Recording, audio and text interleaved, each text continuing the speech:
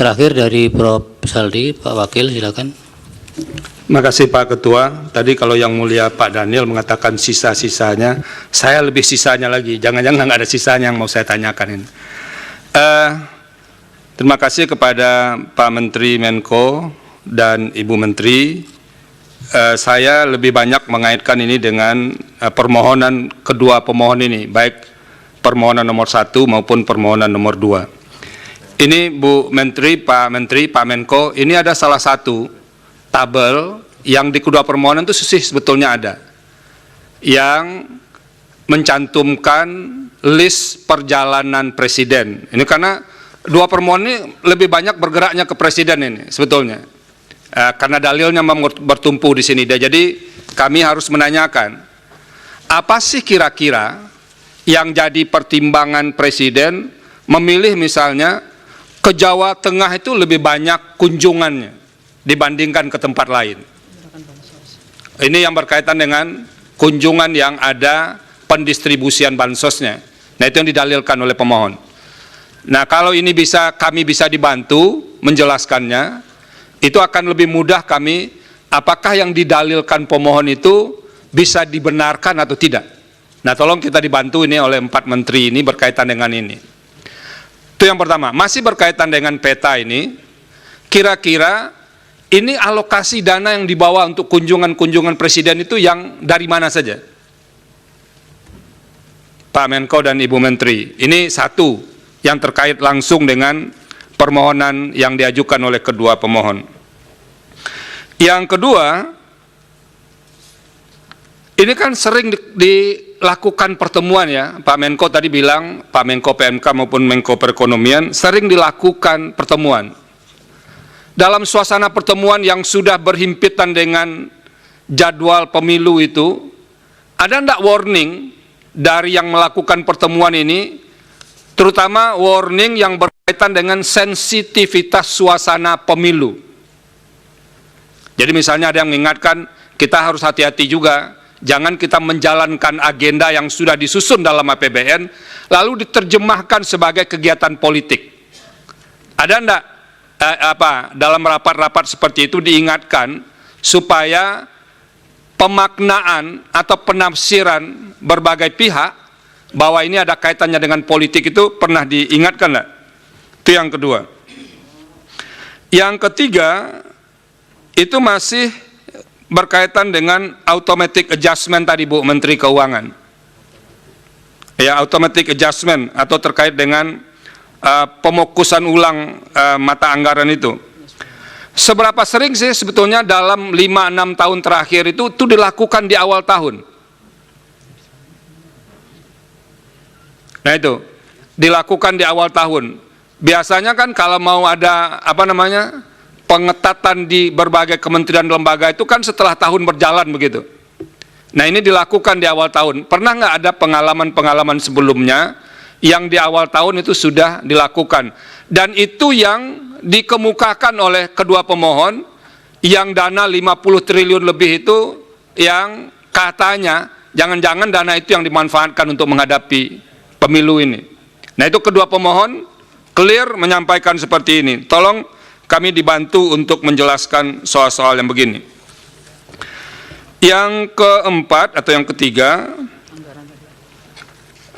Bu Menteri, ini Bu Menteri Sosial ini kalau dilihat postur anggaran perlindungan sosial 2024 itu kan ada belanja lain-lain yang jumlahnya ini kami gunakan kemarin dari, oh ya ini dari apa? Pak Menko, ini ada 42,3 triliun. Jadi lalu diterangkan di bawah yang lain-lain itu ada, misalnya termasuk BLT mitigasi risiko pangan sebesar 11,3 triliun. Ini bagaimana menjelaskan korelasi angka 11,3 triliun itu dengan mitigasi BLT El Nino itu yang jumlahnya 7,5 triliun.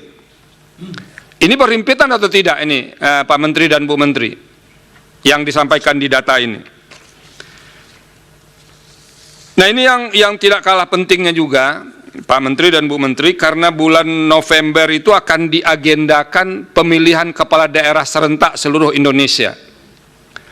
Karena nanti muaranya akan datang juga ke Mahkamah Konstitusi, terutama yang mendalilkan ini kepala daerah, apalagi yang masih aktif sekarang, itu menggunakan dana seperti yang didalilkan mirip-mirip seperti hari ini. Kira-kira mitigasi apa yang akan dilakukan oleh pemerintah pusat agar nanti problem yang diceritakan oleh kedua pemohon itu tidak berulang kembali diceritakan di mahkamah ketika ada sengketa pilkada nantinya. Nah, karena kita tahu pasti di daerah punya dana-dana yang bisa dialokasikan seperti yang diceritakan oleh Bapak-Bapak dan Ibu Menteri di awal tadi. Nah, itu kira-kira yang perlu dikemukakan, dan mudah-mudahan Pak Menteri dan Bu Menteri itu bisa menjelaskan beberapa poin dalam bonggol besar, jadi dalam lingkup besar terkait dengan bansos yang didalilkan oleh kedua pemohon ini. Terima kasih Pak Ketua. Baik, itu Bapak-Bapak dan Ibu-Ibu Menteri.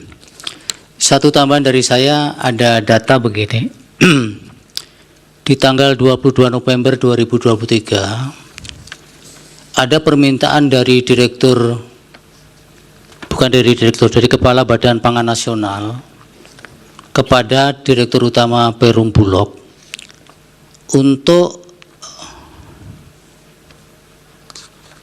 memberikan bantuan pangan beras kepada 22.004.077 kepada keluarga penerima manfaat PKM tadi. Ini yang tembusannya, surat itu ditujukan kepada Bapak-Bapak semua, Menteri Koordinator Perekonomian, Bidang Pembangunan Manusia dan Kebudayaan juga, dan Menteri Keuangan serta Menteri Sosial. Nah, pertanyaan saya, apakah ini yang dimaksud bagian dari antisipasi El Nino tadi, ataukah ini model lain lagi ini? Nah, kemudian kalau ini benar, sejauh mana ini sudah direalisasikan dan siapa pihak yang kemudian melakukan pencairan itu? Karena ini di sini juga di surat ini dijelaskan bahwa untuk jangka waktu 6 bulan terhitung sejak Januari 2024. Sejauh mana realisasinya, kemudian siapa kemudian sebagai eksekutornya ketika bagian-bagian yang dimohonkan itu kemudian dilaksanakan. Mau nanti bisa direspon, dan kemudian untuk semuanya mungkin apakah ini waktunya sudah menjelang mau sholat Jumat, apakah kita skorsing dulu? Ya, kami sepakat untuk men-skorsing sidang ini sehingga nanti habis sholat Jumat baru para Bapak-Bapak dan Ibu-Ibu bisa merespon ini, dan mudah-mudahan juga bisa ada waktu untuk mempersiapkan jawaban-jawabannya. Jam 13. Itu, jadi untuk mempersiapkan respon atau jawaban dari Bapak-Bapak dan Ibu-Ibu Menteri, dan kemudian bagi yang melaksanakan sholat Jumat juga bisa melaksanakan sholat Jumat, maka sidang diskorsing hingga pukul 13 waktu Indonesia Barat. Hadirin dimohon berdiri. Yang Mulia Majelis Hakim Konstitusi meninggalkan ruang persidangan.